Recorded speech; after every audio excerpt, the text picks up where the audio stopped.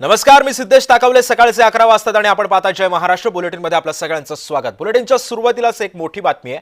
उपमुख्यमंत्री एकनाथ शिंदेंनी इंदू मिल स्मारकाच्या कामाची पाहणी केली। डॉक्टर बाबासाहेब आंबेडकरांच्या पूर्णाकृती पुतळ्याच्या कामाला सुद्धा सुरुवात होणार आहे।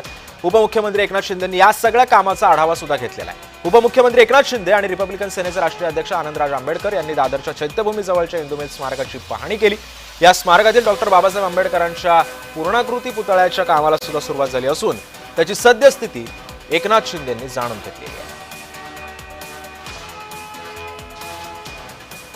या संदर्भात अधिक माहिती देते माझी सहकारी ज्योत्सना गंगणे सध्या आपल्या सोबत आहे। ज्योत्सना, उपमुख्यमंत्री शिंदेंकडून इंदू मिल स्मारकाची पाहणी करण्यात आलेली आहे।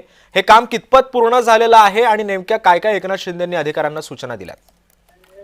अगदी बरोबर आहे सिद्धेश, बघतोय की डॉक्टर बाबासाहेब आंबेडकर यांचा 69वा महापरिनिर्वाण दिन आहे आणि या निमित्तानं लाखोच्या संख्येनं जनसमुदाय जो आहे तो चैत्यभूमीवरती येत असतो बाबासाहेबांना अभिवादन करायला। पण दुसरीकडे हा जनसमुदाय किंवा संपूर्ण भारताला एक महत्वाच्या गोष्टीचं एक ते वाट बघतात, ते म्हणजे इंदू मिलमध्ये डॉक्टर बाबासाहेब आंबेडकर यांचा पूर्णाकृती पुतळा, त्यांचं स्मारक आणि त्याचबरोबर त्या स्मारकासोबत बनणारे जे काही इतर गोष्टी आहेत, जसं की मोठी लायब्ररी वगैरे बनणार आहे, अशा गोष्टींसाठी एक सर्वच वाट बघतात। पण हे काम जे आहे ते गेली अनेक वर्ष जे आहे ते रखडलं आहे, खूप स्लो काम सुरू आहे। आणि अशातच राज्याचे उपमुख्यमंत्री एकनाथ शिंदे हे सकाळी जे आहे ते चैत्यभूमीला आले होते। त्यांनी डॉक्टर बाबासाहेब आंबेडकर यांना अभिवादन केलं आणि त्यानंतर थेट उपमुख्यमंत्री एकनाथ शिंदे जे आहेत ते रिपब्लिकन सेनेचे राष्ट्रीय अध्यक्ष आनंदराज आंबेडकर यांच्या सोबत जे आहेत दादर इथल्या चैत्यभूमी इथल्या जवळील इंदू मिल स्मारकाच्या त्यांनी कामाची पाहणी केली आणि आतापर्यंत इंदू मिल स्मारकाचं कुठपर्यंत काम झालं आहे याचा आढावा सुद्धा उपमुख्यमंत्री एकनाथ शिंदे यांनी घेतला। त्याचबरोबर कामाबद्दल जो काही तपशीलवार, म्हणजे आता काम कुठपर्यंत आलेलं आहे आणि काम कुठल्या टप्प्यामध्ये करण्यात येणार आहे याबद्दलचा तपशीलवार सुद्धा उपमुख्यमंत्र्यांनी घेतलेला आहे।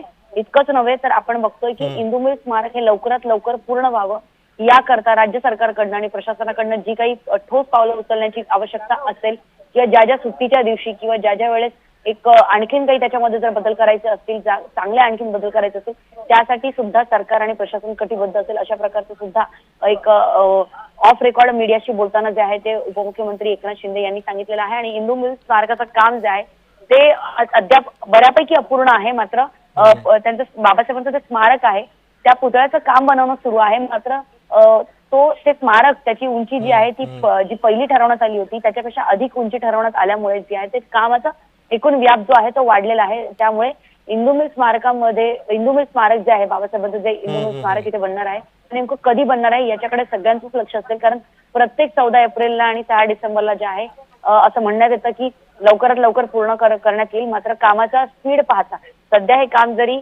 बऱ्यापैकी गतीनं सुरू असलं तरी त्याचं काम मोठं असल्यामुळे अद्यापही याला कमीत कमी आणखीन काही महिने लागण्याची शक्यता आहे। नक्कीच, धन्यवाद ज्योत्सना, तुम्ही दिलेल्या या सविस्तर माहितीबद्दल।